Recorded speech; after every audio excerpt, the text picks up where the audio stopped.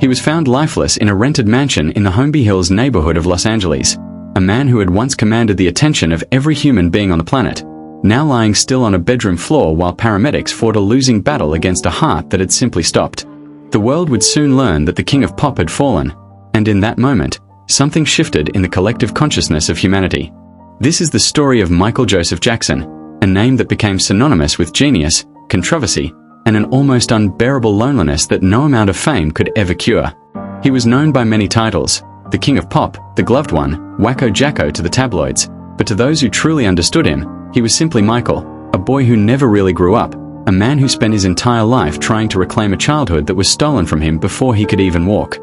Michael Joseph Jakson was born on August 29, 1958, in Gary, Indiana, a gritty industrial city on the shores of Lake Michigan that was better known for its steel mills than for producing musical legends. The hospital where he entered this world no longer stands, but the house at 2300 Jakson Street remains a pilgrimage site for fans who still come to pay their respects to the man who rose from such humble beginnings. His father, Joseph Walter Jakson, was a steelworker who played guitar in a rhythm and blues band called the Falcons, a man whose own dreams of musical stardom had been crushed by the brutal reality of factory life. His mother, Catherine Esther Jakson, was a devout Jehovah's Witness who filled their cramped three-bedroom home with warmth and music whenever her husband's temper allowed. The Jacksons were working-class African Americans living in a predominantly black neighborhood, struggling to make ends meet on a steelworker's salary, and their home was overflowing with children, 9 of them, each competing for space, attention, and the meager resources their parents could provide. Michael was the 7th child, arriving into a world of hammer-down clothes, shared beds, and the constant hum of a broken washing machine that his mother would later describe as sounding like thunder every time it was turned on. The Jakson household was a place of contradictions, where music was both salvation and servitude. Catherine would sing hymns around the house while Joseph, a stern and often brutal disciplinarian, would sit in a chair with a belt in his hand during rehearsals, ready to strike any child who missed a note or failed to execute a dance move perfectly. Michael later recalled that his father would mock him relentlessly, calling him ugly and making cruel jokes about his nose, comments that would haunt the boy for the rest of his life and fuel a desperate quest for physical perfection that ultimately consumed him. The neighborhood around their Gary home was rough, filled with the smoke and grime of the steel mills that dominated the local economy, but inside the walls of 2300 Jakson Street, something extraordinary was being forged. Michael showed signs of musical talent almost from the moment he could speak, his voice carrying a soulful resonance that seemed impossible for such a small child. By the time he was 5 years old, he was already performing with his older brothers, Jackie, Tito, Jermaine, and Marlon, in a group their father had organized called the Jakson Brothers, which would soon become the Jakson 5. School was never a priority for young Michael, not because he lacked intelligence, but because his education was happening on a different stage entirely. He attended Garnet Elementary School in Gary, but his real classroom was the local talent shows and small clubs where the Jakson 5 honed their craft. He was not particularly interested in academics, preferring instead to study the movements of James Brown, the soul of Jackie Wilson, and the showmanship of Sammy Davis Jr. His brothers would later recall that Michael was obsessed with perfection, spending hours practicing dance steps in front of a mirror, crying when he couldn't get a move exactly right. The defining moment of his youth came when he was just 6 years old, performing at a talent show at Roosevelt High School in Gary, where he brought down the house with his rendition of a James Brown song, his tiny body moving with a precision and passion that left the audience speechless. From that moment on, Joseph Jakson knew that this child was not just talented, he was the family's ticket out of poverty. The Jakson 5's rise to fame was both swift and brutal. They signed with Motown Records in 1968, and the following year, their first single, I Want You Back, shot to #1 on the Billboard charts. Michael was just 11 years old, and suddenly the world was his. The group churned out hit after hit, ABC, The Love You Save, I'll Be There, each one showcasing Michael's astonishing vocal range and magnetic stage presence. But fame came at a terrible cost. His father worked the boys relentlessly, booking shows every night, pushing them to record constantly, and demanding perfection at all times. Michael later admitted that he often cried himself to sleep, overwhelmed by loneliness and the crushing weight of expectations. He had no childhood friends, no normal experiences, no time to be a child. His entire existence was consumed by rehearsals, performances, and the never-ending quest to please a father who seemed incapable of offering love without conditions. The turning point came in 1979 when Michael released his first solo album as an adult, Off the Wall, a collaboration with the legendary producer Quincy Jones that earned him a Grammy Award and established him as a serious artist in his own right. But it was the 1982 release of Thriller that changed everything. This was the moment when Michael Jackson transcended music and became a global phenomenon. The album spent an unprecedented 37 weeks at #1 on the Billboard charts, produced 7 top 10 singles, and won a record-breaking 8 Grammy Awards in a single night.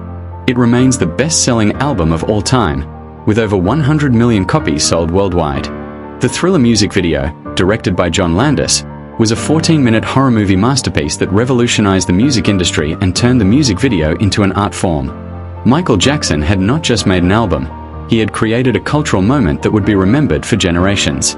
At the peak of his career, Michael Jackson was the most famous person on earth. He performed for presidents and popes, broke attendance records at stadiums around the world, and accumulated awards that filled entire rooms. His 1987 album Bad spawned 5 #1 singles, another record. His 1991 album Dangerous continued his reign, and his 1995 History album was a massive global success. He pioneered the music video as an art form with Billie Jean, Beat It, and Black or White, breaking racial barriers on MTV and changing the face of popular music forever. His dance moves, the moonwalk, the anti-gravity lean, the robot, became instant classics, imitated by millions around the world. He was awarded 13 Grammy Awards, 26 American Music Awards, and countless other honors. The Guinness World Records named him the most successful entertainer of all time. But even as he stood at the summit of human achievement, Michael Jackson was profoundly isolated, surrounded by adoring fans but utterly alone in his private life. His personal life was a labyrinth of contradictions and heartbreak. He married Lisa Marie Presley, the daughter of Elvis Presley, in 1994, a union that fascinated the world but lasted barely 18 months. He then married Debbie Rowe, a dermatology nurse who had been his friend for years, in 1996.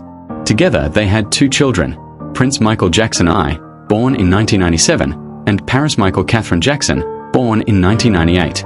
The couple divorced in 1999, with Rowe later describing their children as a gift she had given to Michael. A third child, Prince Michael Jackson II, nicknamed Blanket, was born in 2002 via a surrogate whose identity was never publicly revealed. Michael adored his children with a fierce protectiveness, famously covering their faces with veils and masks when they were in public, desperate to give them the normal childhood he had never experienced. But his relationships were fraught with difficulty. His friendship with Diana Ross was one of the few constants in his life, a mentor and confidant who understood the unique pressures of his existence. His relationship with his sister Janet was complex but loving, the two of them collaborating on the hit song Scream in 1995. Yet his feuds were equally legendary. His battles with his father continued for decades, and his relationships with his brothers were often strained by jealousy and financial disputes. At the height of his fame, Michael Jackson lived like a king, but a lonely one. His Neverland Ranch in Santa Barbara County, California, was a 2,700-acre estate that he transformed into a private amusement park, complete with a zoo, a Ferris wheel, a roller coaster, and a movie theater. It was his attempt to build the childhood he had never had, a sanctuary where he could escape the relentless scrutiny of the world. He owned a vast collection of art, antiques, and memorabilia, including the original costumes of many famous performers. His net worth at various points was estimated in the hundreds of millions, though his extravagant spending and mounting debts would later become a source of enormous stress. He dressed like a monarch, favoring military-style jackets, sequin gloves, and fedoras, and his fashion sense became as iconic as his music. He drove luxury cars and traveled by private jet, but he was also known for his generosity, donating millions to charity and inviting sick and disadvantaged children to Neverland for days of joy and escape. He was a man of extremes, capable of immense kindness and crippling insecurity, a paradox that the world could never quite understand. But behind the glittering facade, dark clouds were gathering. Michael Jackson's life became a magnet for controversy, and the scandals that engulfed him in the 1990s and 2000s would forever tarnish his legacy. In 1993, he was accused of child sexual abuse by a 13-year-old boy, a case that was ultimately settled out of court for a reported $25 million. Michael maintained his innocence, and no criminal charges were ever filed, but the damage to his reputation was catastrophic. Then in 2003, he was charged with 7 counts of child molestation and 2 counts of administering an intoxicating agent to a minor. The trial was a media circus, with cameras camped outside the courthouse and commentators dissecting every detail of Michael's bizarre behavior. In 2005, After a 4-month trial, he was acquitted on all counts. But the legal victory was hollow. The public had already made up its mind, and Michael Jackson was now viewed by many as a dangerous eccentric, a broken man living in a fantasy world. The psychological toll was devastating. He became addicted to prescription painkillers and sleeping pills, relying on a cocktail of drugs to cope with the stress of his existence. His health deteriorated rapidly in the years that followed. He was plagued by chronic pain, insomnia, and deep depression. His already frail body became skeletal, and his face, altered by countless plastic surgeries, barely resembled the handsome young man who had once captivated the world. His finances were in ruins, and he was forced to sell his beloved Neverland Ranch to an investment company in 2008 to avoid bankruptcy. But even as he hit rock bottom, Michael Jackson refused to give up. In 2009, he announced a series of 50 comeback concerts in London titled This Is It, a final attempt to reclaim his throne and pay off his debts.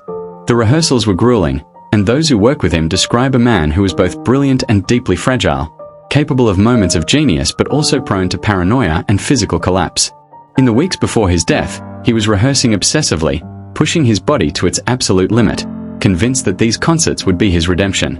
On the morning of June 25, 2009, Michael Jackson was at his rented mansion at 100 North Carrollwood Drive in the Holmby Hills neighborhood of Los Angeles. He was preparing for yet another rehearsal when his personal physician, Dr. Conrad Murray, administered a dose of propofol, a powerful anesthetic, to help him sleep. Michael had been using propofol for years to combat his chronic insomnia, despite the extreme dangers of using the drug outside a hospital setting. That afternoon, at approximately 2:26 p.m. Pacific Time, Michael Jackson's heart stopped beating. Dr. Murray found him unresponsive and began CPR, but it was too late. Paramedics rushed to the scene and transported him to the UCLA Medical Center, where doctors worked frantically to revive him. At 2:26 p.m., he was pronounced dead. He was 50 years old. The Los Angeles County coroner later ruled his death a homicide, caused by acute propofol and benzodiazepine intoxication. Dr. Murray was eventually convicted of involuntary manslaughter and served 2 years in prison. The news of Michael Jackson's death sent shockwaves around the world. Within hours, fans had gathered outside the UCLA Medical Center and the gates of Neverland, weeping and holding candles in vigil. The internet crashed as millions of people searched for confirmation of the news. Television networks interrupted their regular programming to broadcast tributes and breaking coverage. For days, the world mourned a man who had been both adored and reviled, a figure so larger than life that his death seemed almost impossible to comprehend. His funeral, held on September 3, 2009, at the Forest Lawn Memorial Park in Glendale, California, was a private affair attended by family and close friends.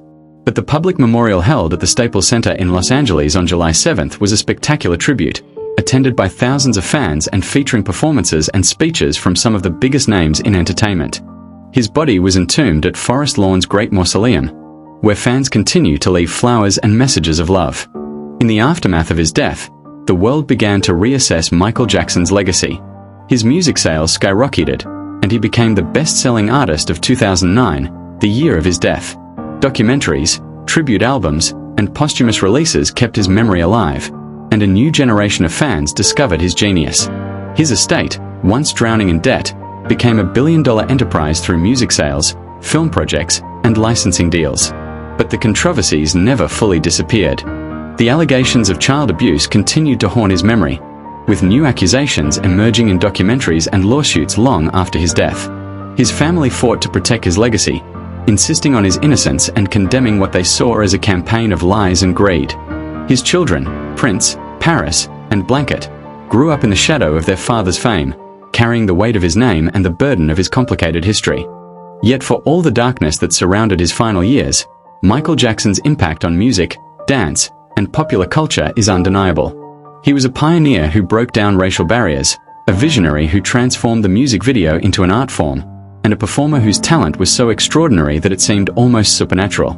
He sold more records than almost anyone in history, won more awards than any other artist of his generation, and inspired countless musicians, dancers, and entertainers who followed in his footsteps.